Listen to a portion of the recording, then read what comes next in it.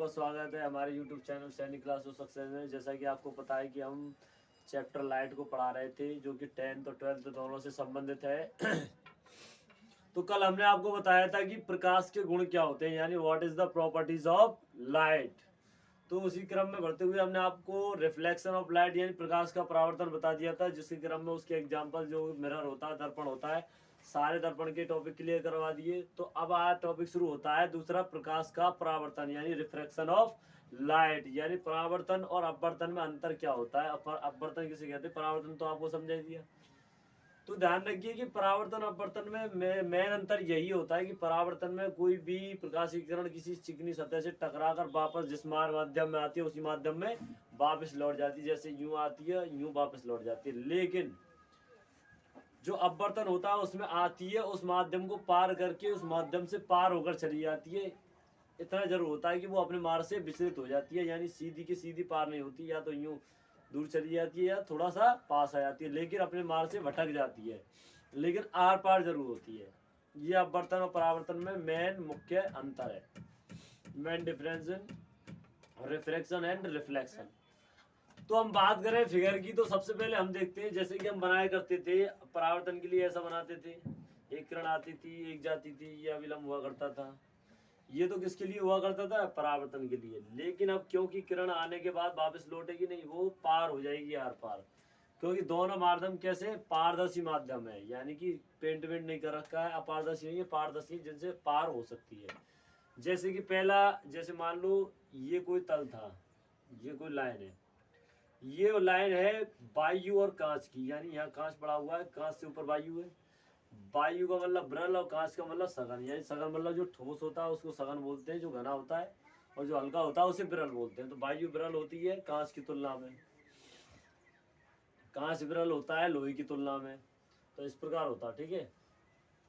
तो बात करें तो देखिए आपको दिख रहा होगा, ये कहीं से भी किसी भी माध्यम से एक आपतित किरण आ रही है, जो कि आपको दिख रही है, इस दिशा में आ रही है। अब इस फिगर में पहले ये समझ लीजिए पॉइंट क्या क्या होते हैं। सबसे पहला पॉइंट होता है एक M1 M2 एक मिरर रखा हुआ है, यानी कि कांच रखा हुआ है। कांच से ऊपर हवा है यानी वायु है, जिसको विरल माध्यम कहते हैं। कांच से नीचे क्या है, कांच ही है, तो वो क्या हो गया, सघन माध्यम हो गया। ये जो M1 M2 का बीच का पॉइंट होता है कांच का या किसी भी माध्यम का, वो आपतन बिंदु कहलाता है। अब कहते हैं आपतन बिंदु पर सीधा खींच दिया जाए तो वो अविलंब होता है, नॉर्मल होता है। तो N1 नॉर्मल, N1 और N2 तक नॉर्मल हो गया, यानी अविलंब हो गया। अब देखिए अब क्या हो रहा है, एक किरण आ रही है, आने के बाद अपने मार्ग से विचलित होकर टेढ़ी होकर झुक जाती है, यानी जाना तो इसे इधर था लेकिन ये जाती है इधर की तरफ। आने वाली किरण को आपतित किरण कहते हैं और जाने वाली किरण को अपवर्तित किरण कहते हैं। अब कहा जाता है कि अभिलंब जो खींचा गया है उसके साथ में जो आपतित किरण है, यानी कि आपतित किरण अभिलंब के साथ जो कोण बनाती है वो आई कहलाता है, और आई को आपतन कोण कहते हैं। यानी कि आपतित किरण का अभिलंब के साथ में बना हुआ कोण ही आपतन कोण कहलाता है। अब ये तो आपतन कोण तक का हो गया आने वाली किरण के लिए। अब जाने वाली किरण के लिए ये देखिए, ये जाने वाली किरण है।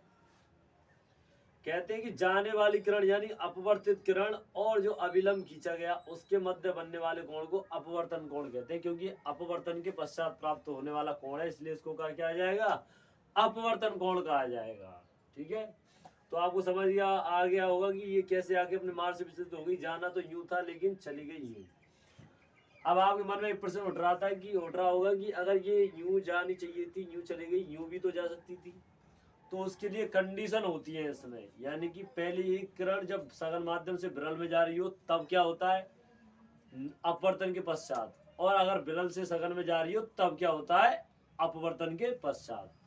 तो मैं आपको बता दूं अपवर्तन के पश्चात यदि कोई वस्तु विरल माध्यम से सघन में जा रही है तो पहले समझिए विरल का मतलब होता है हल्का और सघन का मतलब होता है ठोस यानी भारी।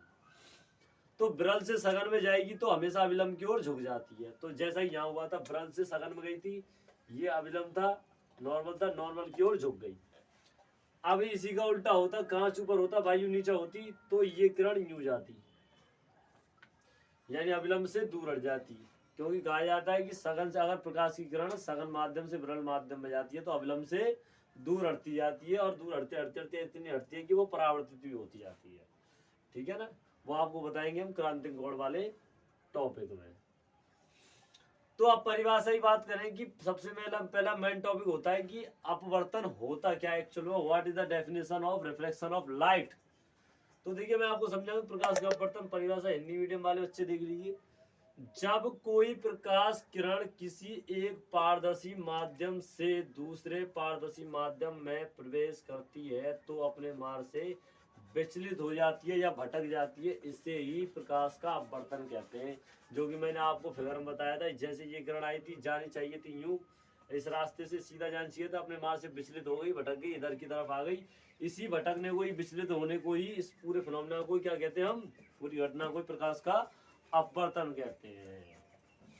अब इंग्लिश मीडियम वाले बच्चे समझ लीजिए, कह रहा डेफिनेशन, व्हेन ए लाइट रे, ये लाइट रे आ रही है, incident from one transparent medium, यानी किसी एक माध्यम से आ रही हो, ट्रांसपेरेंट मीडियम यानी ये आ रहा है ब्रल वाले से, इंटर्स एनोदर ट्रांसपेरेंट मीडियम, और दूसरे ट्रांसपेरेंट मीडियम यानी दूसरे पारदर्शी माध्यम में प्रवेश करती है। It get diverted from its path, तो क्या होती है, अपना रास्ता इसका यूं था, अपने रास्ते से ये डाइवर्ट हो जाती है, यानी भटक जाती है। This phenomena is called refraction of light, और ये पूरा जो फिनोमेना होता है, यानी इसका इधर जाना था लेकिन इधर आ गई, या फिर इधर जाके इधर चली जाए, यानी कि जिस पाथ पे उसको जाना था उस पाथ से न जाके डाइवर्ट हो जाए, तो that is this phenomena is called refraction of light. तो इस टॉपिक से संबंधित कोई भी प्रॉब्लम हो तो आप कमेंट बॉक्स में कमेंट कर सकते हैं। तो इसके टॉपिक से संबंध आगे क्रमबद्ध बढ़ाते हुए चैप्टर को मिलते हैं नेक्स्ट वीडियो में। आपको क्रांति कोण के बारे में बताया जाएगा कि अपवर्तन के नियम क्या होते हैं। तो तब तक के लिए जय हिंद, जय भारत।